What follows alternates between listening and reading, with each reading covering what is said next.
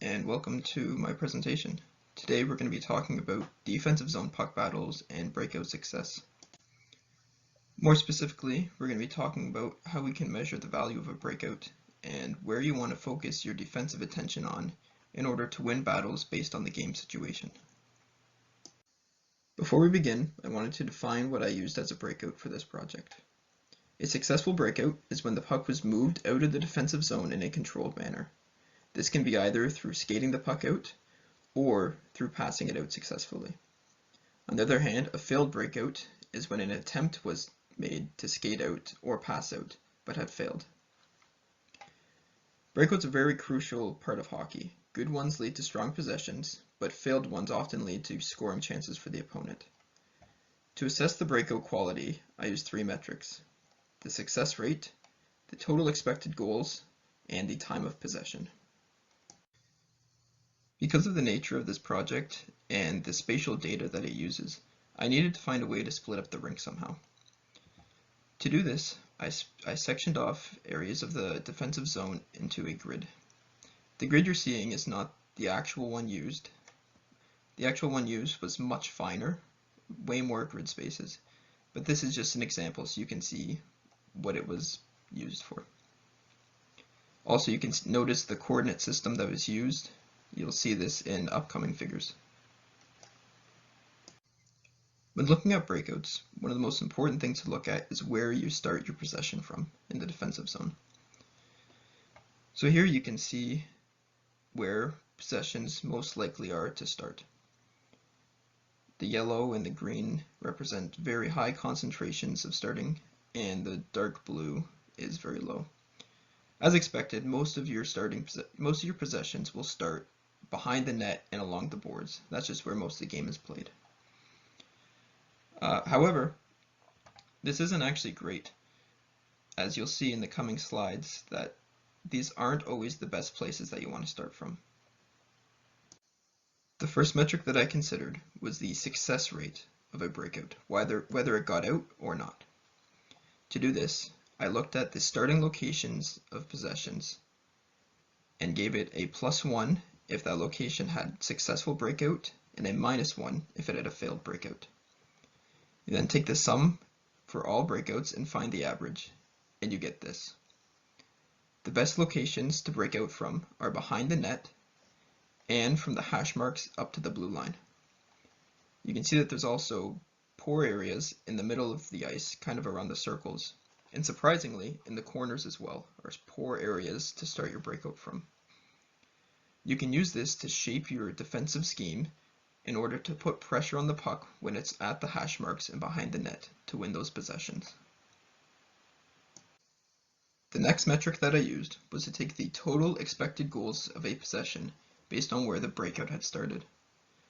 As you can see here, the strongest possessions based on expected goals all started from around the defensive end, the defensive goalie, as well as some hot spots up along the blue line. What you'll also notice is that there are no strong areas along the boards or behind the net.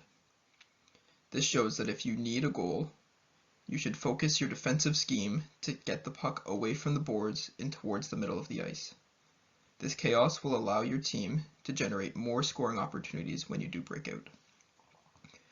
However, this does not have many successful areas that it comes from, and it's a high risk, high reward scenario.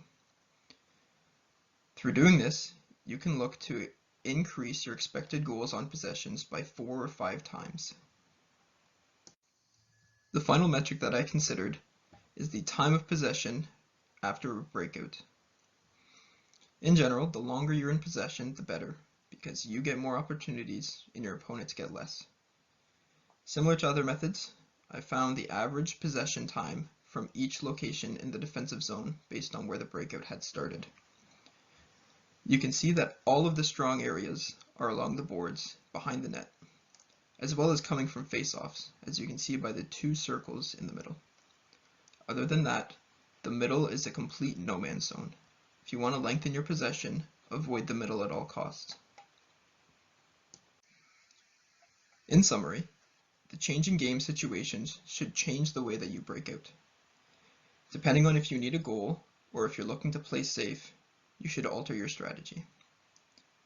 Playing safe, you want to keep the puck to the outside. Focus your attention on the boards and especially behind the net. However, if you're looking for a goal, you should try to keep the puck away from the boards and move it to the middle of the ice. This will give you your best chance at getting a scoring opportunity from a breakout. That is all. Thank you for watching.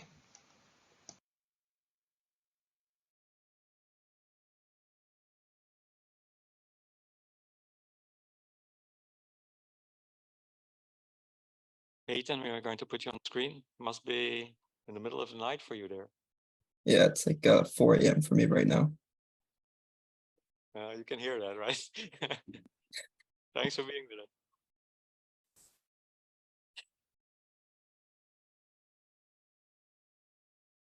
Okay. Any middle of the night questions for Ethan? Alex? Yeah, so we're interesting, Ethan. Good job, and also I really like that you make some bold statements here, and that really starts any discussion. I think I was wondering what data you were using, number one, and then number two, on those breakout sequences, if you have some values of variance on distribution, like I saw those 2 dots on the blue line, where those breakouts came from. Like, is there like very few very dangerous situations, or the average values have somewhat of a normal distribution? Yeah, so first off, we use the data from Sport Logic, like what the other guys had mentioned. Second, those points that you were talking about on the blue line, you mean like this, like the small dots for the specific areas, correct? Yes. Yeah, so those specific points are like high concentrations of single values where you'd have a high expected goals or a long possession or whatever the value was. But the charts are made to take the average value. So if you look at the specific events, they're much higher than the value that the plot actually shows. And that the plot shows just the average for that area. Right. So yeah, thank you. I would imagine from those positions, like there would be some really dangerous situations that maybe lead to a breakaway or not man rush or something like that, and then maybe others not so dangerous. And I would maybe guess that from like behind the net, it would be more of a normal distributions of all the scenarios. But yeah, that's why you see like up along the blue line, you see singular points because they're very infrequent, but the other ones you see much smoother values because they happen more often. Okay, thank you.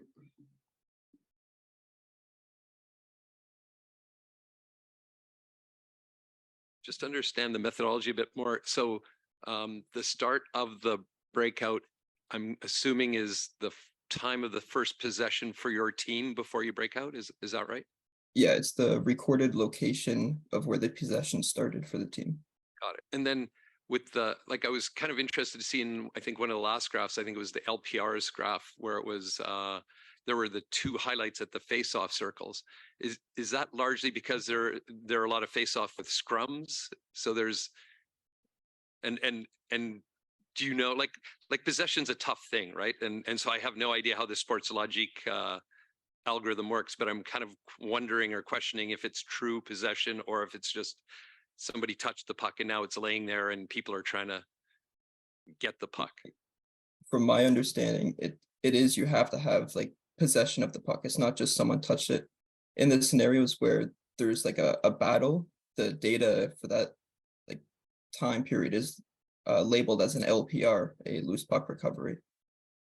And so that spot where there's an LPR can take up 3 or 4 seconds of time in the game log. So I assumed that to be like a battle of sorts. Got it. Thanks. So I was wondering, so I mean, here you're looking at sort of everything from a defensive perspective. Can you provide some insights into how you can use this data also for offensive insights. So what have you learned about what the offensive team should be doing from your results? Yeah, so that is the next steps that I wanted to look more into. Part of what I wanted to do is take that expected goals graph and kind of reverse it to see where teams should focus on kind of minimizing that so that they can create turnovers, so that the offensive team can put pressure and create their high scoring opportunities on their forecheck. Thank you. Okay, thanks a lot, Ethan. Thank you.